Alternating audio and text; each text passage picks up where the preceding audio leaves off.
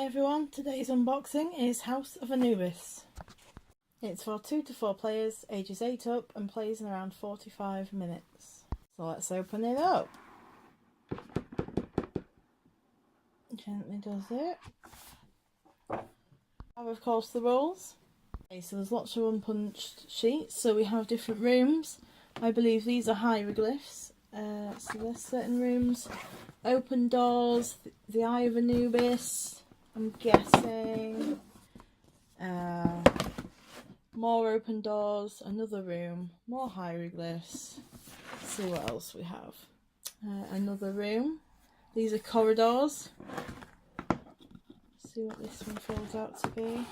Some more hieroglyphs and another door. More corridors and another room. And we have some characters from the show. I must admit I've never watched it, so I don't really know who they are. There's a guy called Mick, a lady called Nina, Patricia, Victor, who I believe is the evil caretaker. We have a closed door. We have the secret passageway door, which is for the attic. That's for the office, I believe. And this is another room where you can find hieroglyphs. We have some more characters. Joy, Jerome, Mara, Fabian, Amber and Alfie. Yeah. We have some playing cards. We'll have a look at those in a sec. We have some player stands. At the cards, these are what are called stealth cards, which are movement cards. You have 5 cards in your hand at any time, and you can have any number of action cards or stealth cards. So they range in amounts in what you get. So you could move 6 spaces, 8 spaces, 9 spaces, 10 spaces. There's a variety. These are the action cards. So here we have Super Sleuth, which means you move your playing piece to any hieroglyph space and take a token from the pile. So the aim of the game is to get 6 hieroglyphs, all different. And you gather these by going to different rooms and picking them up. So each square in the room is a space. And that is classed as one of your movements. So each space, if you had 10, you could go 10 squares. Card that's mentioned in the rules specifically, and this is the master key. If you get this, you can go through any locked door, including the secret passageway. Pretty handy, but it can be stolen. Actually 4 master key thief cards and only 1 master key, so there's a good chance that you'll get the master key at some point. So it can be stolen by the master key thief. This is a card that you get, and this says take the master key card and place it in front of you. So if you gained the master key at the beginning of your first turn, you would place it in front of you, and then you would take another card to replace that, so you still have 5. The amount of victor is watching you cards, which means you move the caretaker. You want to avoid the caretaker. You cannot land on the space where he is, and you must try and escape him at all costs. Some locked door cards, which mean you swap a locked door with any open door. So for example, if you want a room and the door's locked and you don't have the master key, you could then swap that locked door for any open door, or you could use it to get in the way of your opponent. So if they're by an open door and they want to get the last hieroglyph, you could swap that open door for a locked door. Just like the last cards, there's a secret passageway card which allows you to swap the passageway card with any open door. Okay, so this is what you'll have before you set up. You've got your cards, both your action and your stealth cards, movement. You've got your rooms. You've got your jigsaw pieces, which are corridors, which you can build. These are the hieroglyphs, and I'm such an idiot. It turns out the eyes are the back of the hieroglyph, so that's me being daft. You organise those into type. We've got the characters. It's organised, so you can pick whoever your favourite is.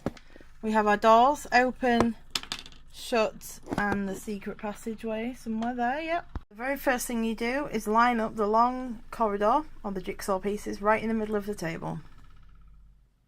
You will build everything off from this. You can do it different each time, however you want to build it. Okay, so you take it in turns to add the jigsaw piece, and then you add a room. You can do it however you like, whatever you order you want, as long as they all fit together. Now, I haven't put all the game pieces down. I haven't got quite enough room on this table right now. But this is just a quick example of how you can do it. You could have put that room here. You could have had that branching off from here and a room coming here. However you want. You may have some small bits of corridor left. It doesn't matter as long as all the rooms are down. That's the key thing. You can use these short bits of corridor to connect rooms to rooms like I have done here. or you can use them to connect from the longer corridor to the short corridor to a room. After all the pieces of the game board have been placed on the table, you can then add the doors and the secret passageway. First, after you've added the back bases to the doors, you have 7 open doors, 1 locked door and a secret passageway, which has a bookcase on one side and a fireplace on the other. The doors on the secret passageway can only be placed on the door opening. They cannot be placed in the middle of a room or a corridor. So, for example, this is an open door. This is the locked door, which goes on Victor's office originally. And this is the secret passageway, which goes on the attic. So as you can see, I've added some doors. So because this is Victor's office, he has the locked door. This one has an open door. These have the open doors. And you don't have to use all the doors. That's completely your choice. It's just mainly for the mechanic of the game that you can swap open doors with locked doors, for example. You don't have to place every door. You can leave some if you don't want. As long as all the rooms are connected, not every room needs a door on both or one of its entrances. Doesn't really matter as long as there's some. Okay, so these are the hieroglyphs. There's 6 different ones. And what you do is you put them into piles, turn them over and place them one at a time, each of you taking turns to place them on the eyes. So that's where you will have to go to pick up your hieroglyphs. So I have some more here. I'm going to place these on that one. I've got these. I'll place these here. And obviously, as I'm not playing with a full amount of rooms, I won't be able to put all of them down, but that's just a quick example of what you need to do. What to do is each player picks a character. I'm going to pretend I'm playing a 2-player game. These are my 2 characters. We have Alfie and Mick. Each character has their own bedrooms as written on them. So this is Mick's bedroom, and they start on the bed. This is Alfie's bedroom. It says it just on his bed again. And again, he starts on his bed, whichever space you want, whether that one or that one, it's up to you. Okay, so next you take these and you shuffle them and you deal 5 cards to each player. So I've got Mick's there and Alfie's there. As an example, I'll show you what cards I have. So Alfie has moves 6 places, moves 7 places. Victor is watching you, move the caretaker, move 10 places, and locked door. And Mick has the master key, so that goes straight away right in front of him and he picks up another card. He has super sleuth, moves 7 places, another moves 7 places. He has the master key thief, so that's 1 less chance of someone stealing it from him, and a locked door. Also a secret passageway card, which allows to swap a secret passageway with any door. So the younger player goes first, which is Alfie in my game, let's say, and these are his cards. I'm going to first of all take the move 6 places cards, and so he will go 1, 2, 3. So I gain a hieroglyph. Let's see what I get. I've got one of those, that's good. So I'm 1/6 of the way there to winning. I only move 3, so I can move another 3. So I'm going to go 1, 2, 3. And that's my turn. Okay, so now it's Mick's turn, and these are his cards. So let's see, what should we do? Well, he's already got the master key, so we don't need to use the master key thief card. In fact, we can keep that in case it gets stolen from us. Yeah, I think we'll go for the super sleuth. Move your playing piece to any hieroglyph space and take a token from the pile. So, let's see, where do we want to go? So Mick's all the way over here. There's no point really going to the one in his bedroom, seeing as that's straight away.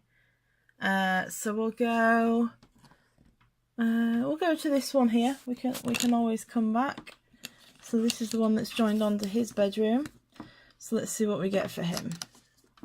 We get another hieroglyph, so that goes to on his side. And that's Mick's turn. This continues on until the first player reaches 6 hieroglyphs. They must be different, they cannot all be the same. So you'll have to visit each different room once, or whichever room has the hieroglyphs within them, and gain it from that room. And then the first player to get back to bed after gaining all 6 wins. It must be their bed, not someone else's. So for example, if Alfie won, if Mick won, and he's here, he would have to get all the way to his bed here. If we just show you, that's down the corridor to the right. So that's going to take quite a lot of spaces. So you do need to be thinking about when you get which order maybe you're going to do the hieroglyphs in. Movement, players can go horizontally or vertically, but not diagonally. If you are locked in a room and you have no way of getting out and no way of moving, you can discard one card to regain one other card, so you still have 5 cards in your hand. Hopefully that might give you a bit of a fighting chance. What I have called an action card in this video is actually called a task card in the rules. When you've used these, you put them face up into a discard pile. You keep them, and when you run out of cards, you can then shuffle them, place them face down, and start again taking cards from the top. But you can move and share a space with another player or more than one player. You do not have to move the exact number, you can do less but no more. The thing about movement is that you cannot end on the square you started on. If you use a stealth card, which is one of the movement cards, when you use it, you place it face up by the discard pile. The beds in the hieroglyph spaces are twice as large as the ordinary squares. You can use these spaces normally as you move through the house. And finally, a sleuth card allows you to take a hieroglyph, any of your choice, from any other player. You can also use this card to go back to your own room as quickly as possible at the end of the game. However, the playing piece must always be placed on the hieroglyph space, so you're not allowed to jump straight to your bed. If anyone gains and plays the Super Sleuth card, this allows the player to move directly to any hieroglyph space. They may take a hieroglyph token from the stack immediately. If a player already has 6 different hieroglyphs, they are allowed to use the card to quickly move to another room, but they may not pick up a duplicate hieroglyph token there. When one plays this card, it's pretty self-explanatory. You move all the hieroglyphs from one room to a room with an empty hieroglyph space. A hieroglyph space is one of these. If anyone plays the Master Key Thief card, they take the Master Key card from whoever has it and they place it in front of themselves. If any player plays this card, it's 10 o'clock card, everyone else in the corridors must go straight to their bed. The players must immediately place their playing piece back on their own bed and start the hunt from there. You do get to keep your hieroglyphs though, it's not a complete game restart, it just puts them back in their rooms. The players can pass the caretaker unnoticed. If he suddenly appears in the corridor, you will have to find a different route, or you'll have to go back to where you came from. Alternatively, you may play a Victor is watching your card and move him to clear the way. You must never be on the same square as the caretaker. You gain the Victor is watching you task card, which is this one. You may move the caretaker, Victor, to any position in any corridor. Any player cannot move past him, so he must move to be able to get past him. It's a good way of blocking your enemies from maybe if they're about to go to their bed to win the game, you can block them right with it. He may not be moved into a room, and he may only be in his own room at the start of the game. There are also the locked door cards that allow you to swap the locked door with any open door. So if you were stuck in a room with the locked door, you can switch it simply for an open door. This is Victor, the bad guy in the game. He's trying to stop you and catch you from doing whatever you're doing that you shouldn't be. This can never go through closed doors unless they have the Master Key card, which looks like this. As soon as you gain that card, you place it in front of you and pick up another card to replace it in your hand. When you have 6, all of the different types, you have to race back to your bed. The first player to get the 6 hieroglyphs and return to their bed wins. When you land on a hieroglyph square, which is one of these with the eyes, there should be some hieroglyphs here, you then you take one and you place it next to you on the table or somewhere nearby that you can see them and remember how many you have. Keep it face up so you know which ones you have, and it should make it easier to try and remember which rooms you need to go in and which haven't.